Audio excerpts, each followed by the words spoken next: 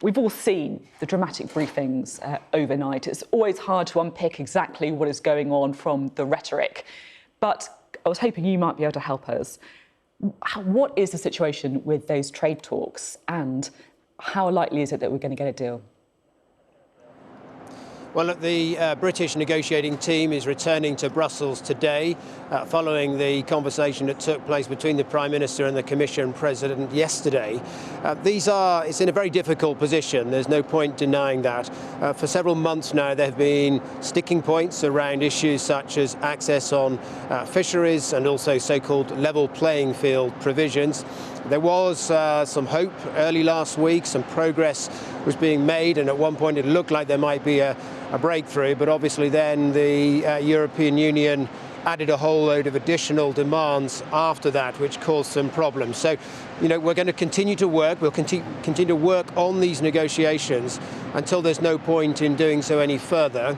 But there's no point denying either that what happened late last week was a setback. It's interesting you mentioned there about the EU adding these last-minute demands. I can't help wondering if this is all part of the charade. Last-minute, unreasonable-sounding demands that eventually the EU pulls, you can claim a win, and then actually just end up caving in on all the other disagreements before. Well, we will find out in the next day or two whether it is a sort of exercise that the EU's engaged in, maybe to have one final try to get a few other things over the line, whether this is a sort of choreographed thing on their part to say they've tried and then back down. Who knows?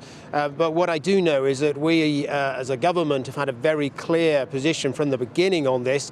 We're negotiating with the EU as a sovereign equal. There are certain things we've been clear from the start that we cannot compromise on, and that is our sovereignty as a nation, our ability to control our own laws, and our ability to control access to our waters. Those have been clear from the beginning, and while of course in these areas we can give undertakings and have political agreements, we can't do anything that fundamentally violates our sovereignty, and we've been clear on that from the start. I'm interested about this idea of not doing anything that violates the sovereignty. Fishing, of course, is one of those totemic issues that everyone can grasp.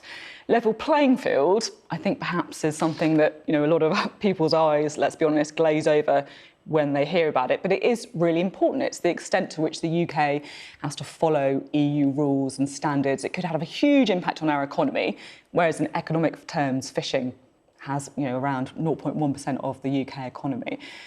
I can't help wondering, are we going to get to a stage where you can claim a win on fishing, but you cave in on level playing field, and you just hope that it's fine because no one really understands what it means?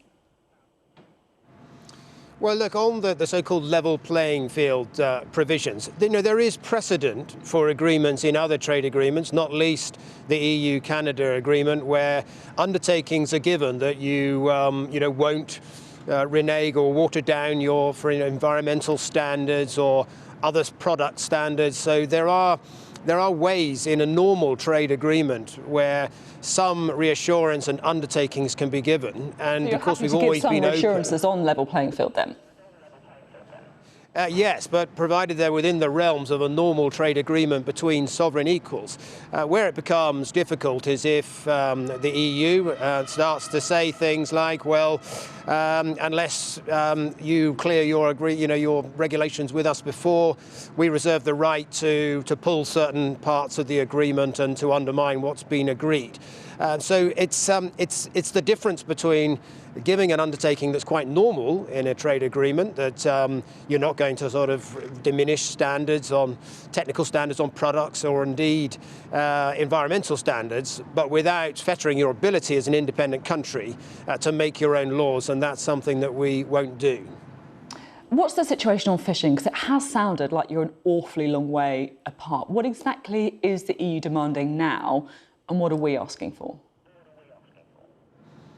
Well, look, the big problem with the common fisheries policy is it's been profoundly unfair to UK fishermen. We currently only, under EU law, are allowed to catch half of the fish in our waters. The other half has always been given away to other EU countries. And what we've been clear about is as we leave the European Union, we want to become like Norway and control access to our waters, who can come in and under what terms, and also to use that access to rebalance the sharing arrangement towards something that's more modern and more scientific and crucially fairer to our own fishermen. And that's what we've been asking for. Well, I suppose not surprisingly, the European Union would like to have the same privileges of access that they have now, but that's simply not going to be possible when we become an independent coastal state. So, what can be done here is it's possible, and there's precedent in normal fisheries agreements for there to be a multi-annual agreement of perhaps up to 3 years where there's an understanding around access and sharing. That happens, for instance, already with mackerel in the North Sea.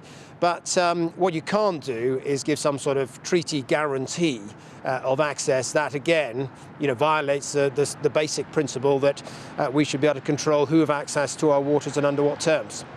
So just to get into the specifics, because it's quite, I'm just trying to unpick exactly where we are in the talks. Is it right to say the EU is saying that they'll return 18% of what they have at the minute, and we're asking for 80%? Is that still how far apart we are, or has anything moved? Well, look, I see lots of figures bandied about, and I'm not going to get into the specifics of it, but broadly speaking, yes, the EU have suggested a very modest increase that they would tolerate the UK having of the fish in its own waters. But given that we only have half of the fish in our own waters now, that simply wouldn't be possible.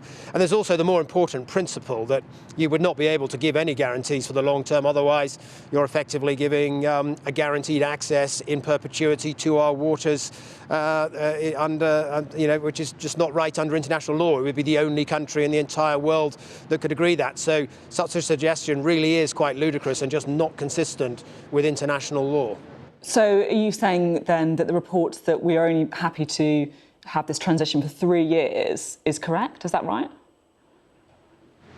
Well, look, I'm not going to get into details of the negotiations, but what I would say is that it is, well, there are details, but what I would say is, as I said earlier, in a normal fisheries management agreement, it's not unusual to have a multi-annual agreement for 3 years where there's an understanding that there'll be a certain degree of mutual access in one another's waters and an understanding about a fair sharing arrangement within that multi-annual period of, say, 3 years. That's got precedent. That's quite normal in fisheries agreements.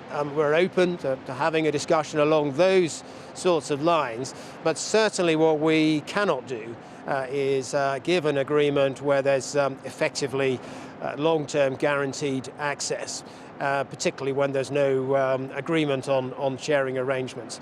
Fisheries is a dynamic marine environment. You have to be able to change things quite regularly as the science changes and the health of stock changes.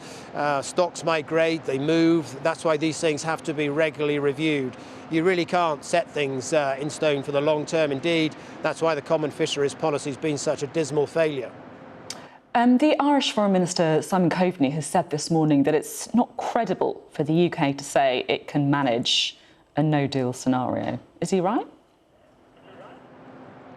Well, no, we've always been clear that if we cannot get an agreement, we will leave, as the Prime Minister says, on Australia terms without a further negotiated outcome. We've actually been doing huge amounts of work on this for a long period of time. We had done a lot of preparation to leave without an agreement last October, and we've been preparing ever since for the prospect of potentially having to leave without an agreement at the end of this year. We'll be ready to do so if that is what transpires. If you don't agree a deal by tomorrow, are you going to reinstate the parts of the Internal Markets Bill that break international law, and are you preparing to introduce the Finance Bill that does the same? Yes, we will. These clauses are very important, in the event, particularly in the event that we leave, obviously, without an agreement. It's very important that where the joint committee process between the EU and UK fails to come up with clarity about how the Northern Ireland Protocol should be interpreted, it's absolutely crucial that the UK government has the powers to provide the legal clarity and the legal certainty that business will require at that point. And if the deal is done those clauses will be dropped?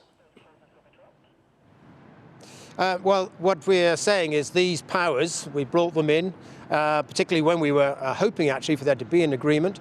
They may be needed under any scenario in a way, but if the joint committee process is unable to come up with the clarity that's needed about how the withdrawal agreement should be interpreted, given that it affects Northern Ireland, which is part of the UK government will have to legislate to provide the legal clarity and legal certainty about how that agreement should be interpreted. Only the UK government can do that.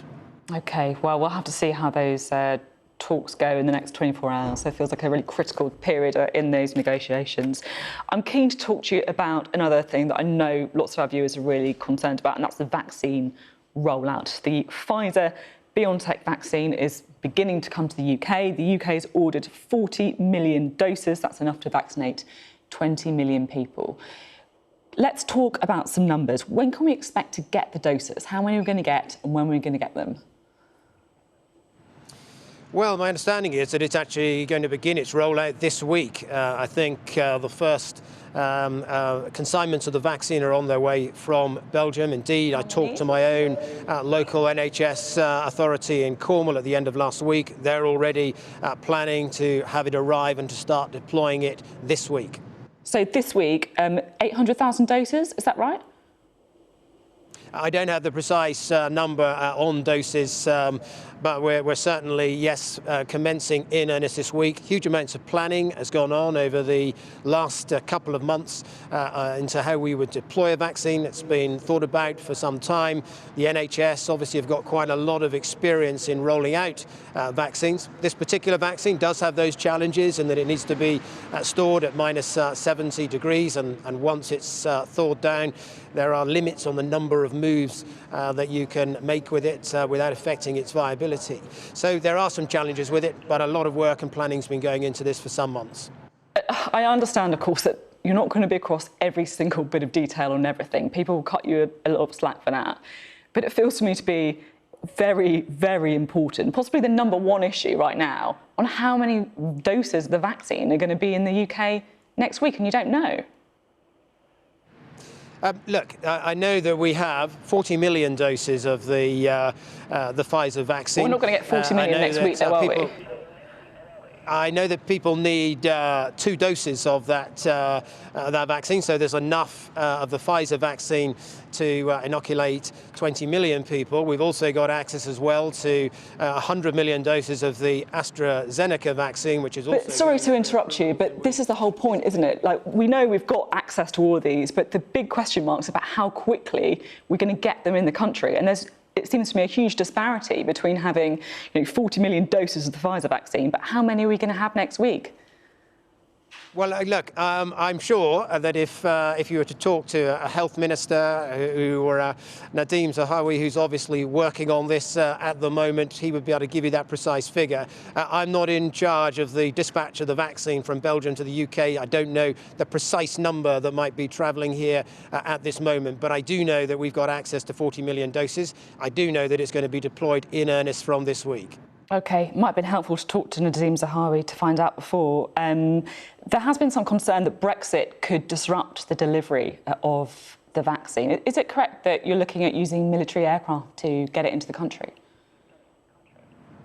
Well, it won't disrupt the vaccine. We've got huge amounts of work has gone on to maintain the flow of goods at the border in the event of there being a no-deal Brexit. And we've also got contingency plans in place, including a government-procured ferry that's on standby, and, of course, the option, should it be needed, to use air freight too.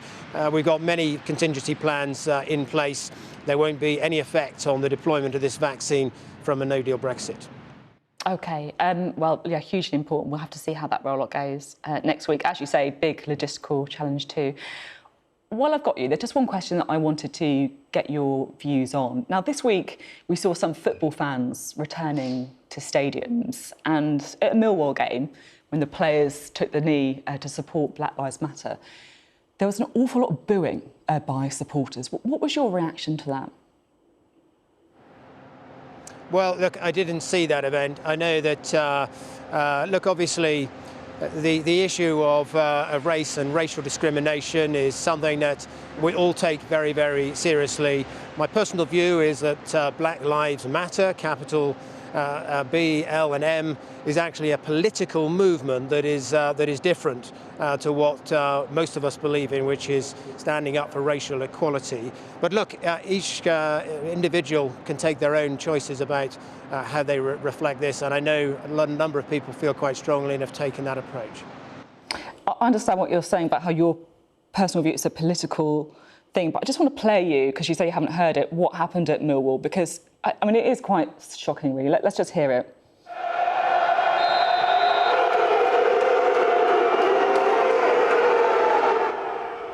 You can hear the strength of those boos. Given the fact there's not that many people in the stadium, what's your reaction just listening to that?